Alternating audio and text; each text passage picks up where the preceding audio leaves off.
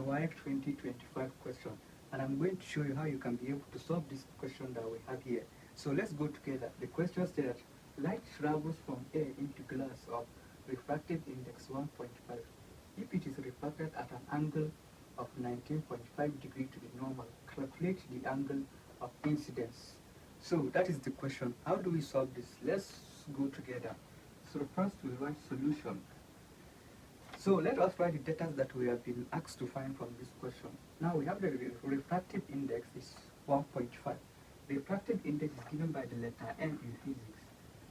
So, and the value is 1.5. So we have refractive index 1.5. Another thing we have been given is the angle, the refracted angle, which is 19.5. Refracted angle is given by the letter N, which is 19.5. Sorry, letter R. That's the refracted angle degrees. Now what we are asked to find is the angle of incidence. So we are asked to find I. I is the angle of incidence we are asked to find. So which formula can you use in order to find the angle of incidence? There's what we call the Snell law in physics. And the Snell law is given as the refractive index is equal to sine I all over sine R. That's sine of the angle of incidence to the sine of angle of refraction. So this is Snell's law, and we are going to use it to get the answer to this question.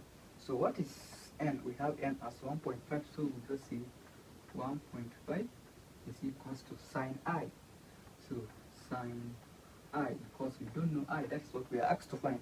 And then all over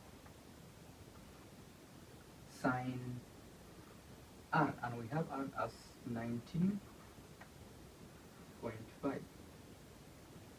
So we have 19.5. So we are going to make this one-sided formula by cross multiplying. Okay? So this will multiply this, and then we have that sine I is equals to 1.5 multiplied by sine 19.5. So we have that this will be equal to 1.5 multiplied by, so if we take sine of 19.5, we are going to get 0.3338. Okay, that's the sine of 19.5. So, and then we'll multiply them together. If we multiply them together, that will give us 0.5. So what we have here now is sine I is equals to 0.5. What is the angle we are asked to find? So that means only I we are asked to find. So we have to take this sine away from here. We have to divide both sides by sine. So if we divide both sides by sine,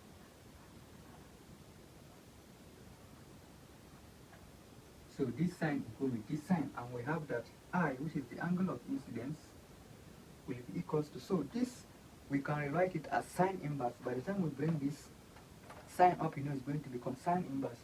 So we'll have sine inverse of 0.5.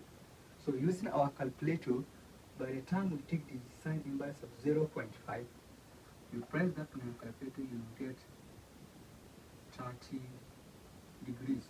So this is the angle of incidence that we have been asked to find. Our answer is going to be 30 degrees, and that's how you solve the question of this nature.